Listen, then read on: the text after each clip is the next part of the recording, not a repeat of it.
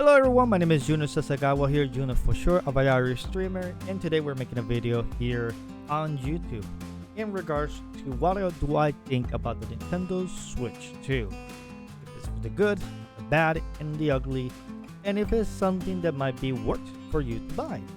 I'll go over some of the things, I even make comparisons in regards to my first Nintendo Switch, so you can kind of see similarities, how it's different, size comparisons, and some other things that might be kind of silly.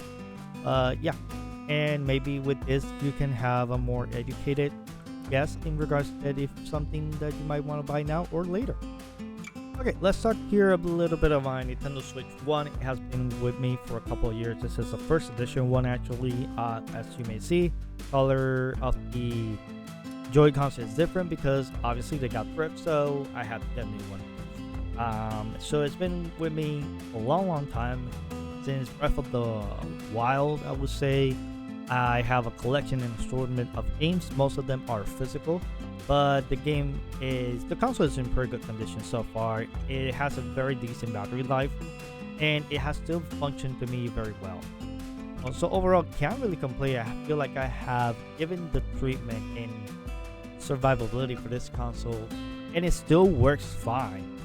So for me, this thing is still functional, and for traveling, I might still consider taking this one actually over the other one just because it's a little bit smaller.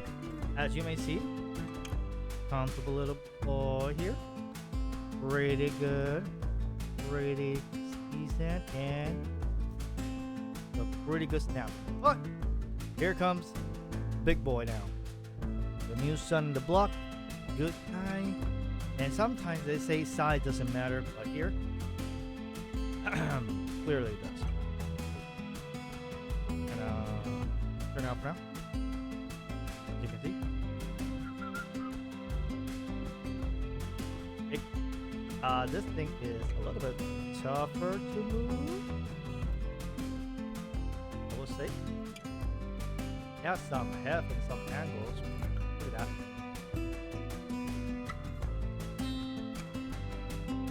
And magnetic. I wanna be leave it there. Yeah, magnetic. Switch 2, controller, Joy-Con, pretty good, pretty size. I should have not moved on these. Size-wise, as you may see. A little bit tad of smaller, but nothing too bad. Here's one of the things I would say that I do have a little bit of a gripe with it. So obviously, we all remember our good friend the dock controller. Smack it down, pretty good, a little bit comfortable, a little bit tight, small for your hands, and that's it. But we see this round little piece. Do we see that? Oh, right. Hands goes here. You grip it around. Hands in here. Perfect. Right? Perfect. Turning around. Just for sake. Nintendo. It is your Joy-Con. 1, 2. Right? Oh, looks nice. Oh, black color matte in place, perfectly fine, not bad. Can someone tell me?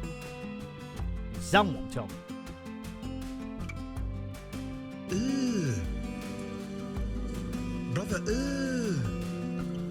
Why is this little thing not concurved or aligned to this place? Like, please, like when you're grabbing it, your hand is in this edge, no pun intended. And I can understand the reason why is because of this little body, because of the magic of magnets. But why? Like, couldn't you have figured out a way to slide it in, do something else, something extra? Like, come on. overall, besides that, it is bigger, so it's more comfortable to the hand, except this little part, at least for me, I do not like this. Me from the future here, after making this video, I already had the interesting opportunity and experience that you can actually pinch your hand while putting the controllers on the dock controller for the Nintendo Switch 2. So be aware, that's a fun experience. Let's talk about docks. Let's throw these in the background. Nintendo Switch 1 dock, we all have seen them, we all love it.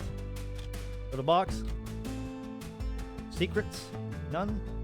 As you can see, it's a little bit dusty because it stays in a place. We don't move it because it's meant for the TV.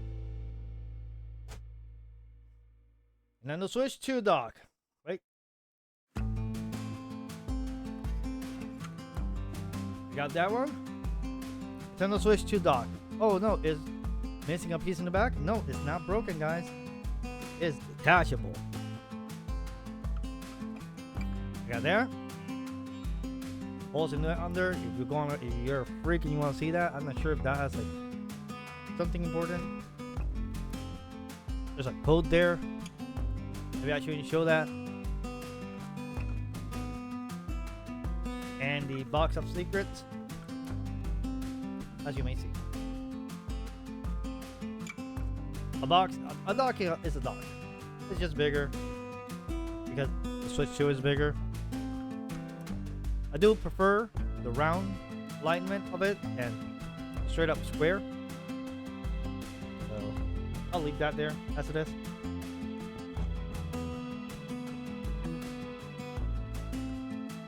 We're dismantling everything. So might as well talk about the Switch 1 brick. Switch 2. Like, why is this thing so heavy? Me from the future here again. So this was me testing to put a regular SD card into Nintendo Switch 2. As you can see, it does give you a command or error in regards that it's not compatible. So that means that you need to put more money in your Nintendo Switch 2 if you want to use an external memory source. Okay, so okay, you can still move around and play other things. It's just you cannot save or do anything like that. Anyways, so our process of the Switch 2.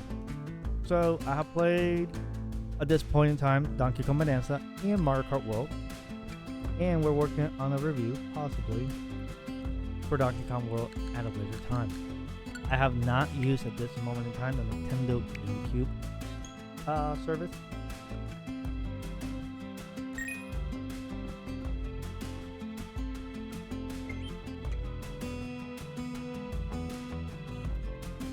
And so far we got Mario Smash, Football, F-Zero, and Soul Calibur and Wind Waker. Okay, final impression in regards to the Nintendo Switch 2. What do I think? I like the console. It is great. It feels great in your hand while you're playing it with friends. Online feels a lot more sturdier and better. I do give it that. Those credits are due. Sadly, the dock controller you put your Switch in or your Joy-Cons in feels kind of eh. But more importantly, let's talk about the game. That is the real reason why you end up buying a console like this. So far, we got Mario Kart World and Donkey Kong Bonanza as first-party titles. Mario Kart World, it is a fun game. I still do not consider it that it's $80 fun.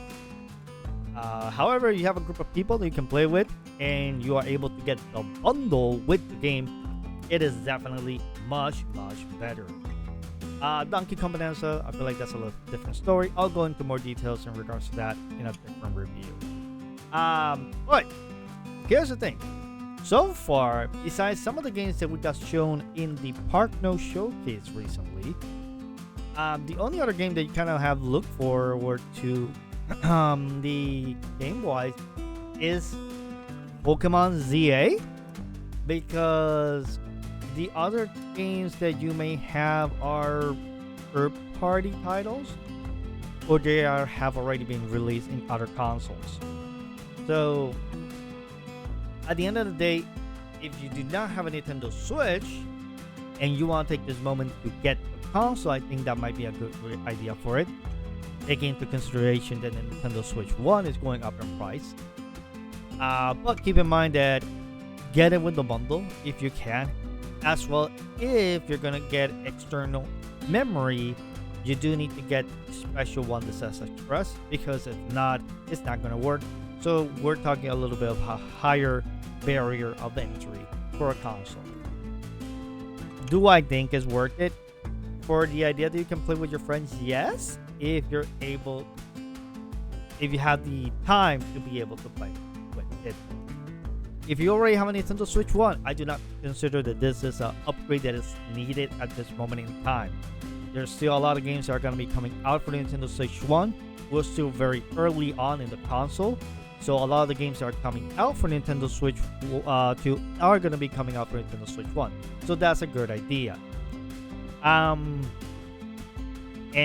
I think the only other reason you might get this is if you're a content creator for content's sake. Honestly, having the earlier console in the moment in time, maybe that would be a good idea. I'm just testing out the games in the background just in case to see how they work and all that. But if you do have a regular SD, you might see that every time that you put a different game or get out of the console, it's gonna pop in and all that. But overall, what do I think? I think it's a solid console. I think it's a fun when you do get the games that you want to play in it. But I do not think at this moment in time it's a must-have console. I think if you already have other consoles or you utilize other things, or if you have something else like a Steam Deck, or you are not playing the games or you're not using your console regularly, I don't think it's a thing that you need to buy right now. You might be able to postpone it and buy at a later time. However, that's just me. That's just my thought process. I guess if I will give it a scoring out of this, I don't know. It's too early to tell, but taking into consideration the games that are going to come out, like, I don't know, Monster Hunter Story 3, and I don't know what else. I'll give it, I don't know, 8 out of 10 as a console. Honestly, it's very lacking the amount of games that came out for this console and they were waiting for in this year. I think for me, besides Mario Kart World Donkey Kong, everything else is not really a must-have, and I can really just wait for it. Besides Pokemon, obviously, and everything else that might be kind of interesting, like Dustblood, comes next year. So yeah. Anyways, I've been rambling a little bit at this point for a while, and I hope you all have a fantastic day. Enjoy your week and have an amazing day. Very importantly, just a quick reminder, you can follow me on YouTube, TikTok, or Twitch. I stream normally Monday, Wednesday, and Friday. And yeah, hop by and say hello. Anyways, I'll see you all. Thank you, and I'll see you on the next time. Bye bye.